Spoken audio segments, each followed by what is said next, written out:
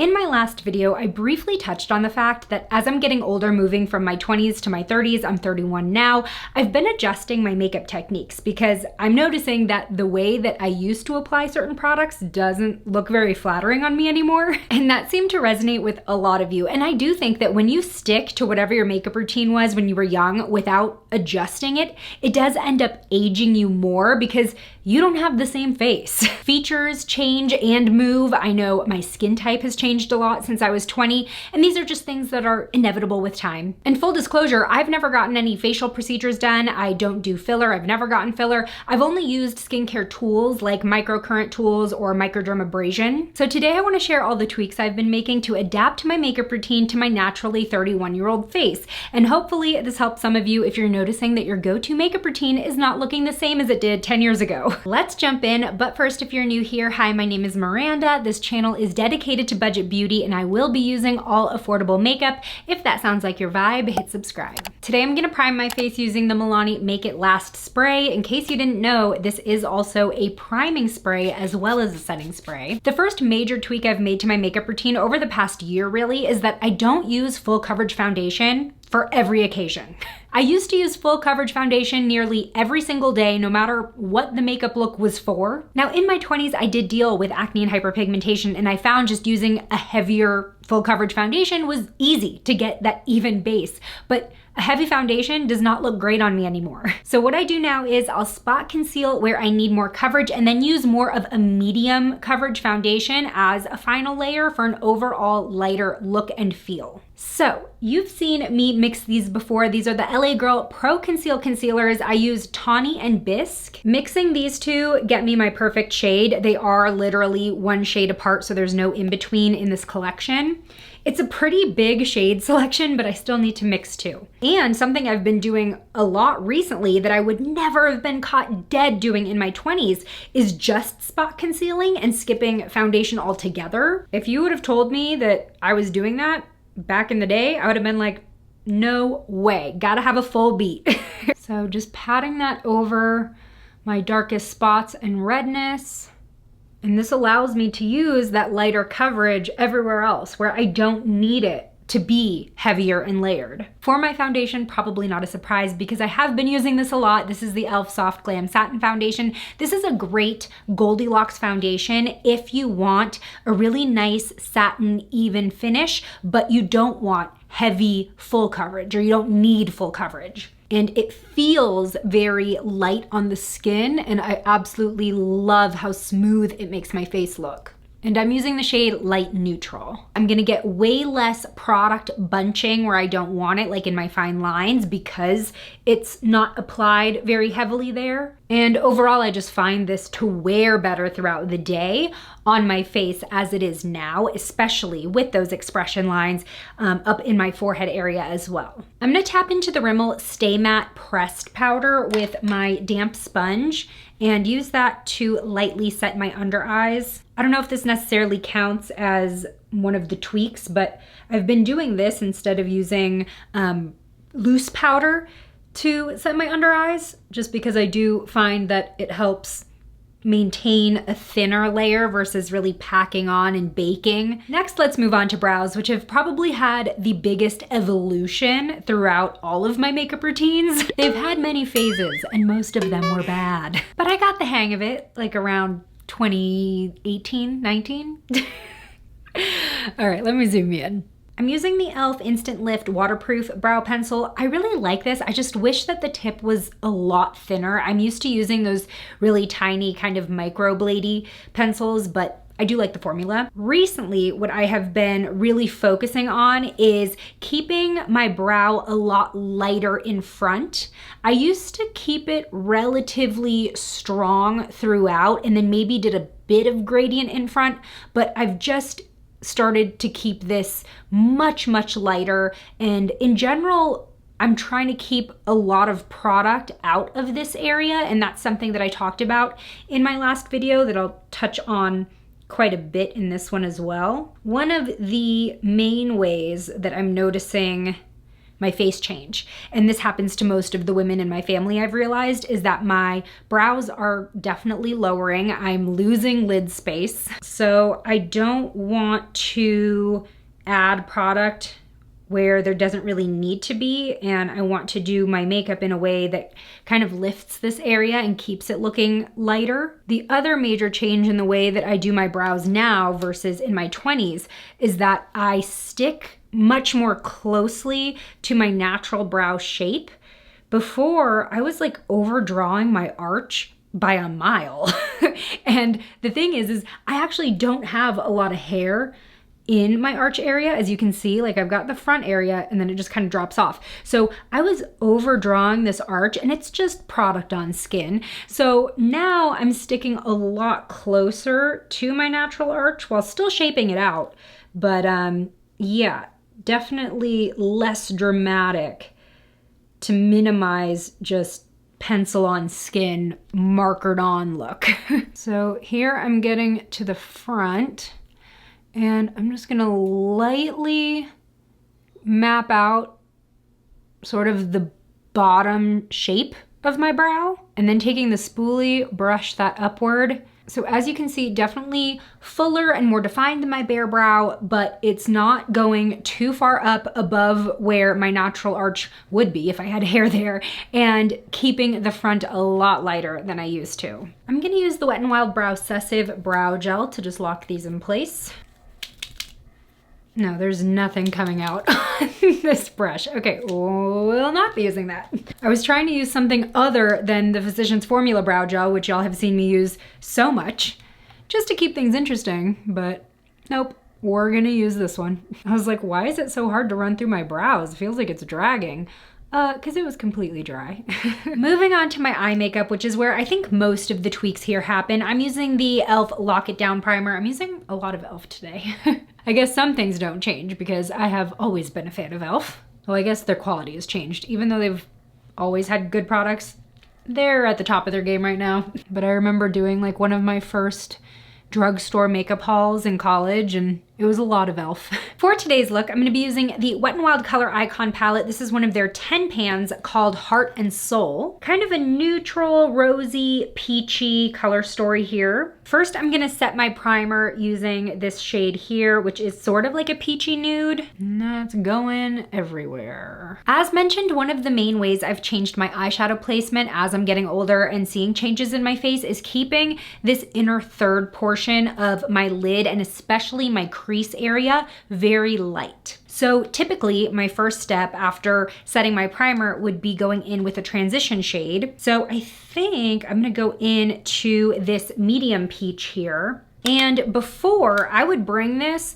all the way through my crease, like up to where the front of my brow is. Now, I'm really focusing it on the outer third. So that's going in and above my crease, especially because frankly, the way that my brows are drooping more in the front as I move into my 30s, that's already creating shadow in this area. I don't need to use eyeshadow in that area to create the definition. It's already happening. So especially when working with those darker shades that I tend to use in my crease, yeah, they don't need to be there. Another thing that I'm doing with my shadow now is sort of flaring it upward and outward toward the tail of my brow, which will end up giving me a little bit of lift, just a little illusion of it. I used to bring my eyeshadow more like outward horizontally, or sometimes even downward, but really just focusing everything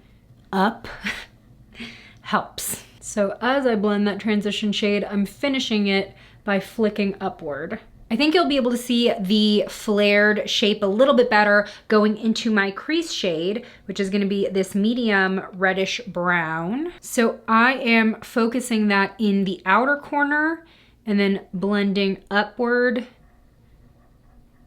at the angle toward the tail of my brow. And again, this is a color that I would have brought much farther in. And again, trying not to bring it too far in past the midpoint of my lid.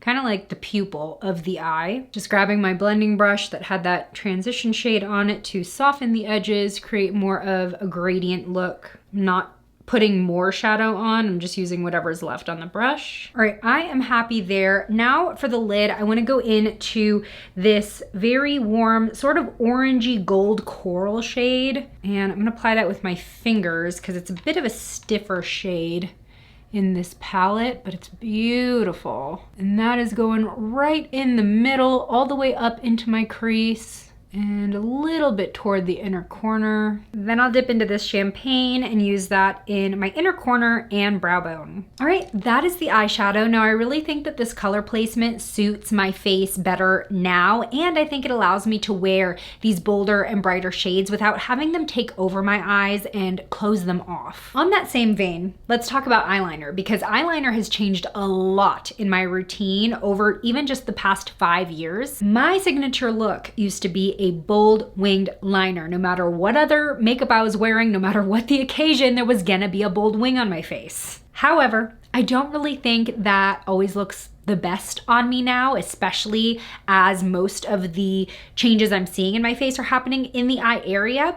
And especially the way that I used to do my winged liner, I would bring it in toward the inner corner pretty far in. So again, just going with the theme of keeping product kind of out of this area. But then I would typically do a pretty medium thick line throughout the lid and bring out the wing pretty far. It was just all about drama, drama, drama. I wanted to make a statement, and that also kind of followed the trends of the time.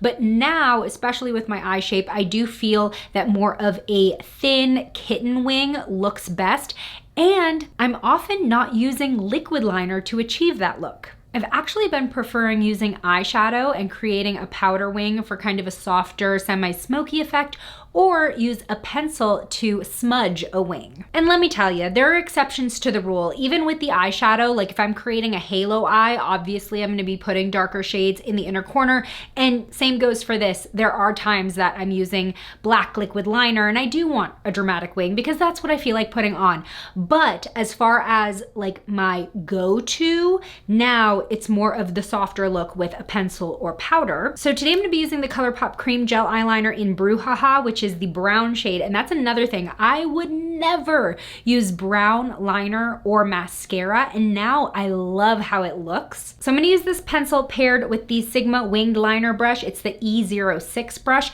It is a very fine tipped angled brush, perfect for creating very precise lines out of pencil or powder. So first I'm just gonna tight line. Then I'm going to apply a little bit of the pencil in my outermost corner. I'm not bringing it any farther in than like a centimeter. And then with this brush, I'm gonna pull at it to create a wing, but really keeping this wing nice and small. I think this particular pencil might be drying out on me just a bit because it's not as like smudgy and creamy as it usually is. I've had it open for a bit. Now what I kind of want to do though is smoke this out a bit more. With a small pencil brush, this is from an AOA set, I'm gonna go into the darkest brown in the palette we were using. And I'm just going over the very top border of the brown liner and blending that to have a bit of a softer appearance. I'm kind of blending it so that you don't really know where the shadow stops and where the liner starts. Yeah, I'm happy with that. Now, as I was going through some old photos of mine from my 20s, because since I started this YouTube channel and my blog when I was 18, I have all of the makeup phases chronicled.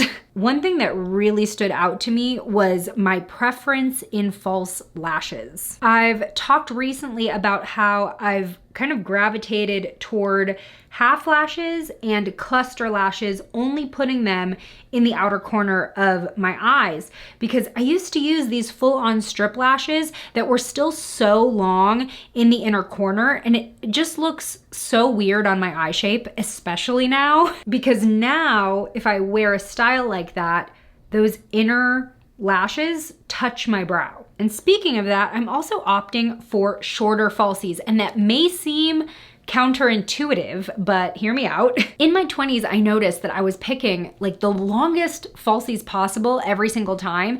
And not only does that not look great with my eye shape and where my brows are sitting now, but it blocks my eyelid. So if I've spent time doing my eyeshadow, you can barely see it in photos because the lash is just taken over. So this choice is half preference change, but also half, adapting for my 31-year-old face of choosing outer corner lashes that aren't that much longer than my natural lashes, but are still obviously adding volume and length. I'm gonna prep my lashes with the Essence Lash Without Limits mascara. I've been talking about this so much on social media since my last video because this is just blowing me away with how good this mascara is. And I wanna focus this mascara on the inner portion of my lashes because I'm not gonna have falsies there. So getting as much length as possible in that area with mascara will help my natural lashes blend with the outer corner falsies or half lashes. So here are the lashes I'm using today. These are from one of my favorite lash lines right now at the drugstore. It's the Kiss the New Natural collection, and these are the freckle style. Here they are up close, and I mean, drugstore lashes have come so far since when I was in my 20s when they all looked very plasticky and stiff. Okay, yeah, I'm gonna trim these a bit because otherwise they're gonna hit me pretty much in my inner corner. I'm taking about 1/3 off. And you always wanna trim from the outside because you want those inner lashes to stay the smallest ones on the band. I also think especially on my eyes, I'm not sure if this has necessarily changed from when I was younger, but my inner corner lashes are very sparse. So if I'm using a full strip lash, it looks very obvious where the lash starts in my inner corner because it's not blending into anything there. So using a half lash, I feel just blends into my natural lash pattern way better. I just love how these half lashes really lift the outer corner of my eyes. Who needs a ponytail facelift when you got half lashes? All right, let's add some contour and definition and color back into my face. I do realize I'm kind of looking a little pasty. So I have the Physicians Formula Butter Bronzer Contour Palette, and I really like this sort of neutral shade in the upper corner here. And this palette does come in 2 different versions. This is version 1, and then version 2 is deeper. Now, the way that I do my contour now versus when I was in my 20s is I contour a lot higher on my face. I used to contour along the very lowest edge of my cheekbone, which does add definition, but I feel like now it really does make my face look a lot lower. So instead of starting at my ear, I kind of start higher, almost at my temple. And I'm really working where I feel like my cheekbone is starting to slope down versus the bottom of that curve, if that makes sense. In general, that's just going to give the illusion of a higher cheekbone. And I'm also not going to bring this in super far toward the center of my face. And that's also something that I do now with my blush. I used to bring my contour and my blush like all the way to my laugh lines. And again, just pulling the face down, pulling it inward. This is about where I used to put my blush. I'm gonna add that up here in my hairline as well. And whatever's left on my brush, I'll just run along my jawline. And I definitely contour my nose a lot more now than I did when I was younger. I think mostly just because I didn't know how. And I do find it easy to just kind of stamp on the contour and then blend it. Makes it more precise for me, especially because I have a deviated septum, so I have kind of a bump right here. It's easier for me to place in like a straight line versus just running a brush down the side of my nose. For blush, I'm using the Milani Baked Powder Blush in Rose d'Oro, which is this beautiful warm pink with golds. Really focusing that at the tops of my cheekbones and not bringing it in toward the center of my face as much. And that is getting blended into my temples just because I like the look of blush draping. For my highlight, I'm going a little rogue. I am gonna be putting a cream over all this powder, but I'm using the ColourPop Light Sticks in Glazy, which is my favorite highlight. And because I'm applying this over powder, I'm gonna be really light with application and do it in a tapping motion. And again, really focusing this upward and not really coming in into the apples of the cheeks at all. I found that bringing it any lower than this, and this is like a new development, so you might go back like 3 videos and I'm bringing my highlight all the way down here.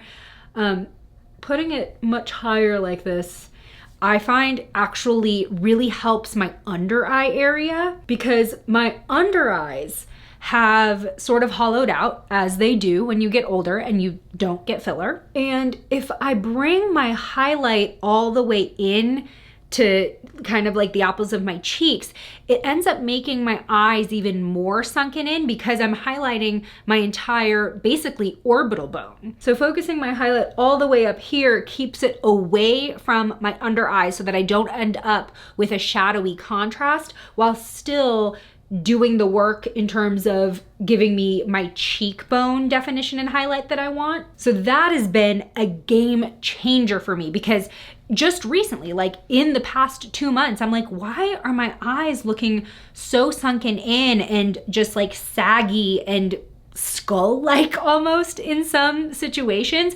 And it was not my under eye concealer. It wasn't how I was setting my under eyes or anything. It was my highlight making that contrast. I'm gonna add a little bit at the tip of the nose as well, and my Cupid's bow. Okay, the last way that I have tweaked my makeup routine moving into my 30s is embracing lip gloss. I used to be all about the matte lip, and I guess this is also half trends changing and half, you know, adapting my own routine to what I think looks good on me.